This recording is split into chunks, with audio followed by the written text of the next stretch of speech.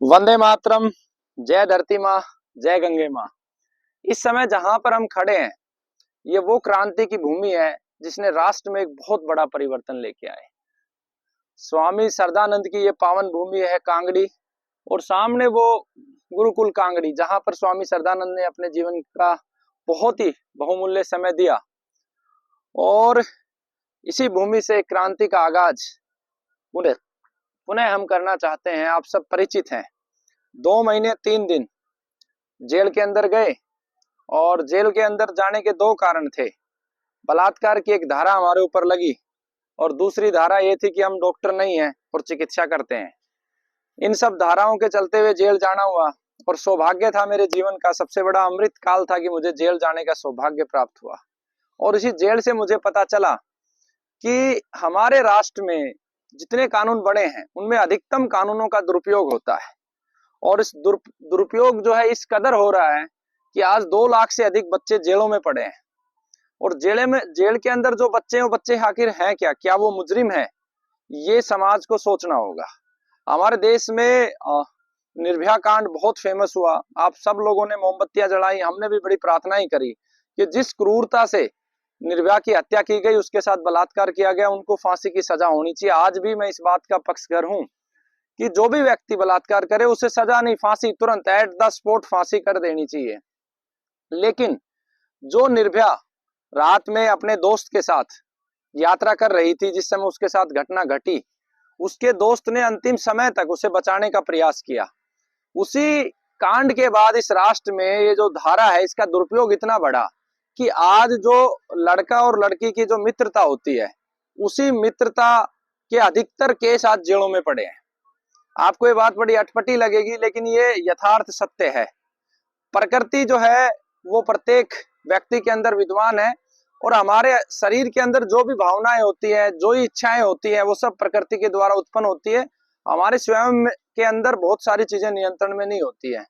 आज अधिकतर जो केस बलात्कार के जेलों में पड़े हैं, वो केस पहले जो समाज के अंदर एक संदेश दिया जाता था, जब गांव के गांव में अगर लड़का लड़की आपस में बात करते थे, प्रेम करते थे, शारीरिक संबंध बनाते थे, तो उनको मारा पीटा जाता था, उन्हें सही और गलत बताया जाता था, और उनको सही मार्गदर्शन दिया जाता था।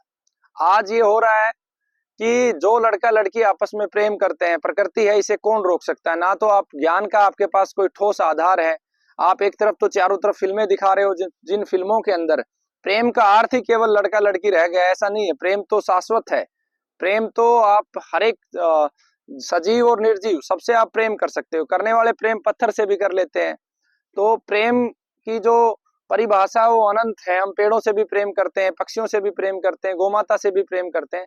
लेकिन जब लड़का लड़की में आज के समय में प्रेम होता है, और जब उनके परिवार को पता चलता है, तो लड़की वाला पक्ष जो परिवार का है वो तुरंत एफआईआर रेज करता है।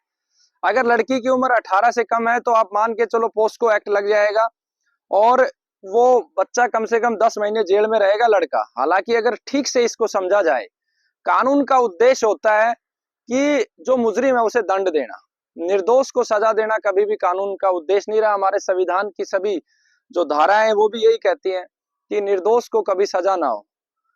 हमारे संविधान का यहाँ तक भी इंटेंशन है कि अगर 10 दोषी बच जाएं तो कोई बात नहीं, लेकिन एक निर्दोष व्यक्ति जेल में नहीं होना चाहिए। लेकिन दुर्भाग्य इस देश का देखो, आज अधिकतर लोग जेलों में पड़े हैं। तो पहले केस में जो एफआईआर की जाती है, तुरंत लड़का गिरफ्तार होता है, लड़का जेल में फ्रस्ट्रेट होता है, माता पिता को कहता है मुझे बाहर निकालो, और समझौते के रूप में पैसे लिए जाते हैं। आज माता पिताओं की भी आत्माएं मर चुकी हैं, वो अपनी बेटियों को बेच रहे हैं। मैं तो यही कहूंगा, लेकिन ये सभी के लिए नहीं है। लेकिन ऐसे जो लोग जो पैसा लेके समझौता करते हैं, और फिर उसके बाद 5-6 महीने लड़का प्रताड़ित होता है, प्रताड़ित होने के बाद बाहर निकलता है, बाहर का भी उसका जो जीवन होता है वो बड़ा विचित्र होता है। उसे जीवन भर एक बात को फेस करना होता है, बलात्कारी बलात्कारी बलात्कारी। मैंने भी बहुत फेस किया है। इवन मैंने तो अपने जीवन में कुछ ठोस निर्णय लिए हैं, उनके बारे में आपसे विस्तार से चर्चा करेंगे। अभी के लिए जो मुख्य बात है, पहला ये केस होता है। दूसरा जो केस हमारे राष्ट्र में होता है, वो केस होते हैं मुख्य रूप से, अगर कोई व्यक्ति जिसको फंसाना है, खरीदा नहीं जा सकता है, और उसको फंसा के लटकाना है, बर्बाद करना है किसी भी तरीके से, तो पहले ये बहुत ही सरल उपाय है इस उपाय का ज्यादातर लोगों के खिलाफ प्रयोग किया जाता है। इसके लिए अलग अलग शहरों में ग्रुप बन चुके हैं। हनी ट्रैप के केस वो लड़कियां करती हैं, उनके साथ कुछ पत्रकार मिले होते हैं, ग्रुपिंग होती है, 5-6 लड़कियां होती हैं, औरतें होती है, उसमें उसमें पत्रकार होते हैं, और वो सब मिलके हनी ट्रैप के केस करते हैं। प्रायोजित रूप से औरतों को, लड़कियों को भेजा जाता है, उसके साथ उसे फंसाने का प्रयास किया जाता है और केस कर दिए जाते हैं। ऐसे में बहुत मोटी पैसे की डिमांड की जाती है, उसका व्यक्तित्व भी खराब करने का प्रयास किया जाता है। ऐसे बहुत सारे केस हैं, बड़े बड़े नेताओं पे भी इस प्रकार के केस लगाए जाते हैं। ये दूसरे सबसे ज्यादा केस होते हैं। अगर मैं ये कहूं कि 1 लाख लोगों में से 90,000 इसी प्रकार के, इन दोनों प्रकार के केस होते हैं, तो मैं गलत नहीं हूँगा। मात्र 10,000 केस होते होंगे जो जेन्युइन होते हैं, और जो जेन्युइन केस होते हैं वो केस अधिकतर तो पुलिस स्टेशन तक ही नहीं जाते हैं। तो इस कानून का जो दुरुपयोग हो रहा है, और चरम सीमा पे दुरुपयोग हो रहा है, इस लेवल पे दुरुपयोग हो रहा है कि कोई भी व्यक्ति जो है सुरक्षित नहीं है। मैंने तो अपने पिछले 2 वर्षों से मैं अपने आप को सुरक्षित महसूस नहीं कर रहा हूँ। मुझे एक भय हर समय रहता है कि कोई भी औरत आके खड़ी हो जाएगी, 2 साल पहले मेरे साथ रेप किया, मेरे पास क्या प्रमाण है। जैसे पहले मेरे पे एक आरोप लगाया कि 1 साल पहले मेरे साथ रेप किया, मेरी वीडियो बना के रख ली, मैं तो डरी हुई थी। कोई भी उदाहरण कोई दे सकता है, कोई भी कह सकता है। आजकल एक ये चल गया कि मुझे शादी का झांसा दिया। भाई, किसने आपको बोला कि आप सेक्स करो? शादी से पहले करो ही मत। बिना लड़की की अनुमति के एक लड़का कभी भी किसी लड़की के साथ सेक्स नहीं कर सकता। ये हो ही नहीं सकता, संभव ही नहीं है।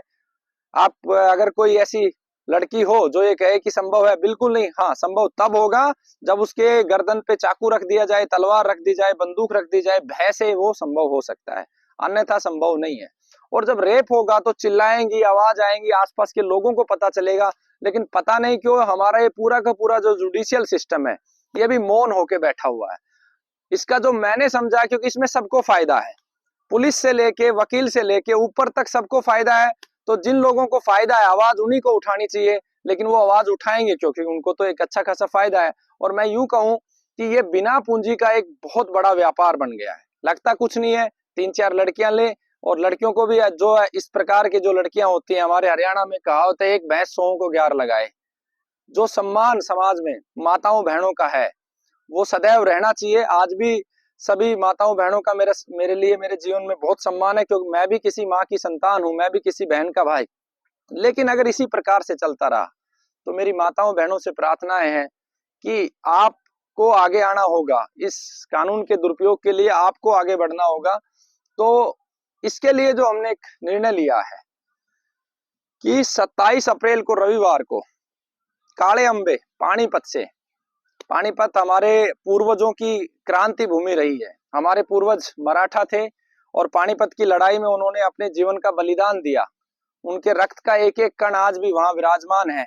उसी भूमि से क्रांति का आगाज होगा। और इसका उद्देश्य, इस यात्रा का उद्देश्य मात्र इतना सा है कि जो कानूनों का दुरुपयोग है, विशेष रूप से पुरुषों के खिलाफ आज जो कानूनों का दुरुपयोग हो रहा है, उसको प्राथमिकता से लेते हुए पहला बिंदु मैंने आपको रखा। दूसरा बिंदु, दहेज के केस जो होते हैं।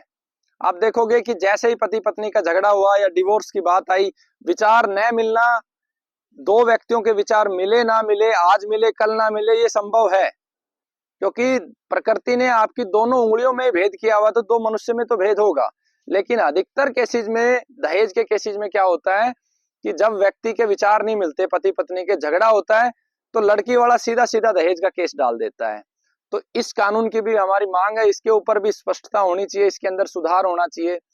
तीसरा, हमारे राष्ट्र में कानूनों में इतना भेद है कि हिंदुओं के लिए अलग कानून, मुसलमानों के लिए अलग कानून, सिखों के लिए तो हिंदुओं में ही कवर करते हैं, ईसाइयों के लिए अलग कानून। आखिर क्यों इतना भेद कर रखा है कानूनों में? एक तरफ 4-4 शादियों की अनुमति है, एक तरफ एक-एक शादी की अनुमति। आखिर क्यों ये भेद कानूनों में है? इन सब विषयों को लेके ये यात्रा प्रारंभ होगी। और मेरी प्रार्थना है, ऐसे वो सभी भुगत भोगी जो जेल में इन कानूनों से प्रताड़ित होके गए हैं, वो इस यात्रा में जुड़े, और धीरे धीरे हम इस कारवा को आगे बढ़ाएंगे। पहली यात्रा हमारी चलेगी जेल से। मैंने ये संकल्प लिया था कि हम खाटू श्याम बाबा जी के हारे का सहारा, तो बचपन से इच्छा भी थी कि जो इंसान सबसे ज्यादा संकट में है उसकी मैं मदद करूं। और मैं माफी भी चाहता हूं उन सब साथियों से जो जेल में मुझे मिले थे, जिनको मैं वचन दे के आया था कि इस कार्य में मुझे 2 वर्ष लग गए दोबारा से खड़ा होने में। लेकिन अब ये कार्य रुकेगा नहीं। गंगे माँ से प्रार्थना है कि मुझे ऊर्जा दे, प्रकृति माँ से प्रार्थना है। और अब सभी रोगियों से, कार्यकर्ताओं से, भुगत भोगियों से और समाज से, सभी महिलाओं से, सभी माताओं से, बहनों से मेरी प्रार्थना है कि मेरा सहयोग करें, क्योंकि माँ जो है इस सृष्टि की निर्माता है। और अगर ये इसी प्रकार से चलता रहा तो एक बच्चा माँ के प्रति भय में आ जाएगा, एक बहन के प्रति भय में आ जाएगा, पुरुष समाज स्त्री के प्रति भय में आ जाएगा। मैं ये कहता हूं कि अगर गलत हो तो उसका जम के विरोध हो, लेकिन जो कानूनों का दुरुपयोग हो रहा है ये कहीं ना कहीं एक समाज की, जो स्त्री और पुरुष दो एक गाड़ी के दो पहिए के समान है। और इसी तरीके से अगर चलता रहा तो बहुत बहुत विकट परिस्थिति इस राष्ट्र की होगी। क्योंकि मैंने जितना अध्ययन किया है, आप सरकारों से सवाल कीजिए, 2 लाख के करीब एफआईआर हुई है, लेकिन पनिशमेंट रेशियो 1% भी नहीं है।